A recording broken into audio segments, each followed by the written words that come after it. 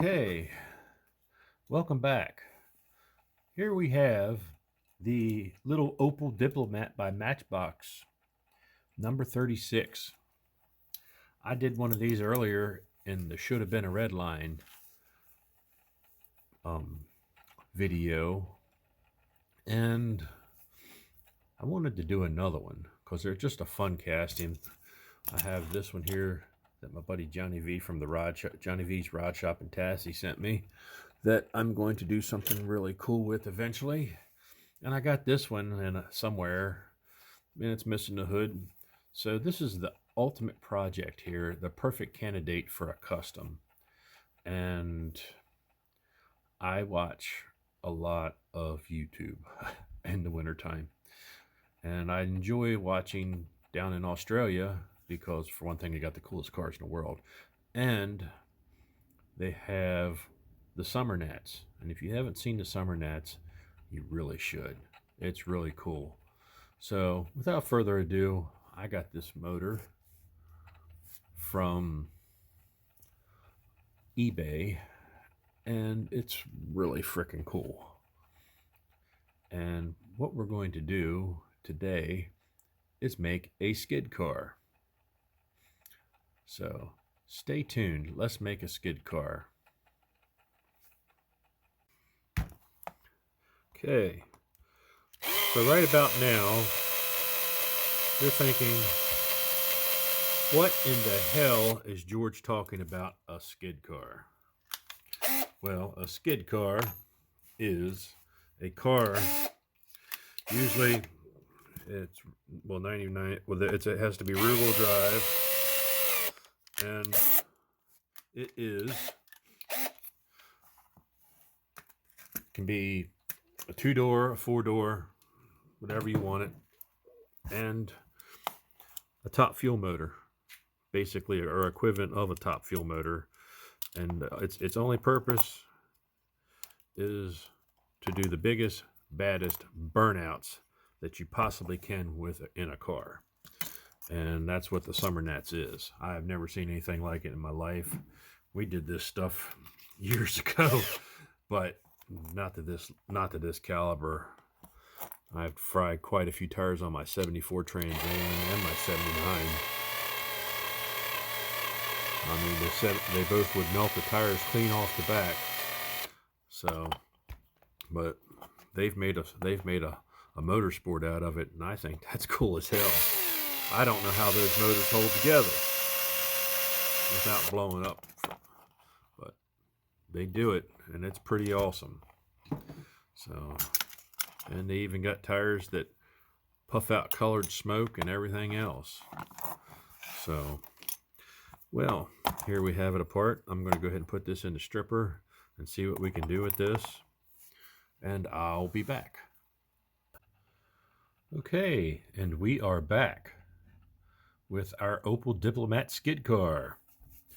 And I have been doing a lot of fabricating. We'll start with this. In order to get the motor to fit, we had to do this to the bottom. All compliments of a jeweler saw. If you've never used a jeweler saw, and you still use a cutoff wheel, I highly recommend a jeweler saw because your precision and your control is way, way better. Yeah, you'll break a lot of blades, but once you get used to it, the possibilities are unlimited of what you can do. Now, as you can see, well, you can't see with this hood on here, there's a whole lip inside right here that was half broke off because this hood was broken, and I just cut that off with the cutoff wheel. That's how precise you can get. And as you can see, this is how precise you can get with a cutoff wheel, and just by keeping those two little things. And Yeah, there was a lot of filing to make everything work here because I wanted this car to be believable. I didn't want it to be some big fantasy car and not be functional looking. So I kept this. This was the original interior. As you can see, it looks like that. If I can get this done like that. I actually took my jeweler saw and cut the motor out and left the battery and the radiator, and I'm going to mate that into here so it looks more realistic. That way you have a radiator and stuff. And we had to, in order to incorporate this huge big block motor, top fuel motor basically, is we had to do some fabrication or modifications to the tunnel, for a tunnel. And I'm also going to put a styrene firewall in there because it looks pretty crappy in there without it. So just little things like that. But once it all fits together,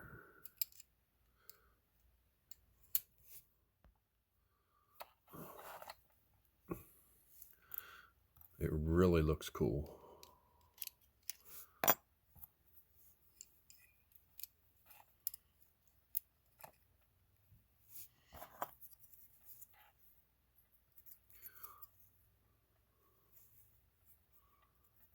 Okay. And yes, I cut the hitch off of this one. I usually don't on these old Matchboxes, but this is one I will. And the motor fits in here. Just like that.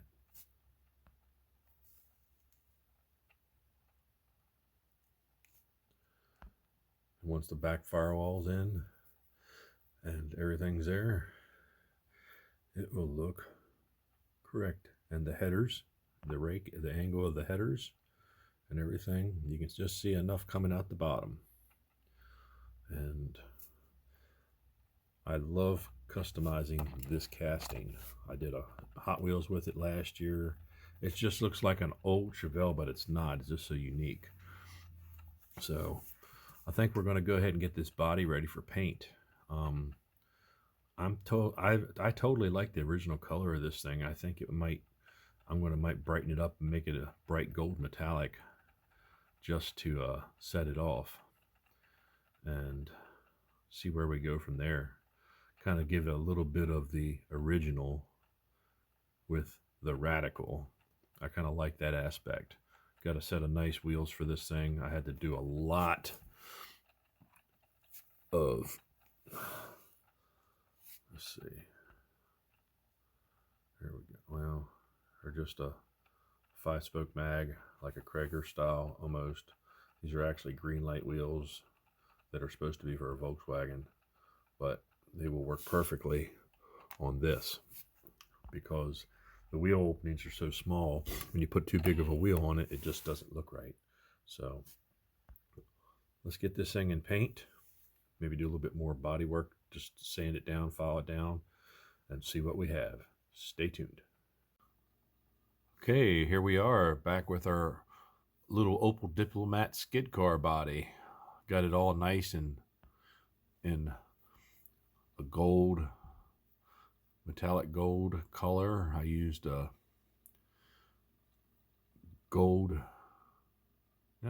used a silver, the chrome Tamiya chrome silver base, and then shot Spectre Flame gold over it. And she turned out real beautiful. Now all that's left now is for me to do the bright work and details, and then I'll throw some clear on it, and this part will be done. So stay tuned for that. Okay, here we are back with our little pieces to our Opel Diplomat number 36 in Haji form. So just to remember, we started out with one of these, just a simple little car. It was missing its hood, and I've turned it into something that's really, really cool that will be in my collection. And just let's look at all the little bits and pieces and all the work I had to do to this. This is how much room we had to make to get that motor in here.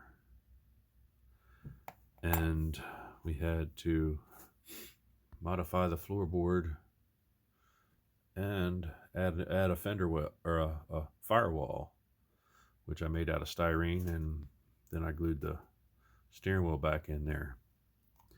And got a nice set of 5-spoke Krager style wheels. These are actually Volkswagen wheels, but being it's such a small casting, that's where you have problem finding wheels to fit it that doesn't look crazy. I had to do quite a bit of sanding. I might have to do quite a bit of sanding again on this windshield. I got it as good as I can. There was one little chip right there, or dent, that I couldn't get out, but everything else turned out beautiful. And last but not least, this beautiful body, which has been modified in its own too to accommodate that motor. And I made these fender wells out of styrene, and we actually used the radiator and the battery and the bulkhead right there from the original car. So did a little bit of bright work, did the front end. I shaved the bumperettes along the bumpers along the bottom to give it a more American look, and blackened out in between the tail lights, and filled in where the hitch was with some epoxy, and gave it a nice, I wanted to give it original style paint job, and I tried to capture it as much as I could just to give it the flair of the old school. Now last but not least, this beautiful 3D printed motor, and I got this from a guy on eBay called Benchworks Diecast and Toys. Works is spelled with W-E-R-K-S, and he's on eBay, and he sells all kinds of different motors that are 3D printed. Look how awesome this is. Yes, I know it's missing one header tube, but it was necessary for the front axle, because the axle actually goes through the engine, but that's something that was unavoidable. But look at the quality of this 3D printed engine. It is phenomenal, beautiful. I liked them so much I bought 2 of them, and I painted the flappers inside the intake scoop to match the car with some gold Chevrolet orange with aluminum heads, chrome valve covers. You gotta love that. So there wouldn't be anything but a small block Chevy and an Opel, or a big block Chevy. This is actually a big block, so this is what I have. White headers too. So disregard the three tubes on each side. You won't see it once it's in the car. So let's go ahead and put this baby together and just enjoy it. Stay tuned. Okay, and we are back with the reveal of our Opel Diplomat skid car.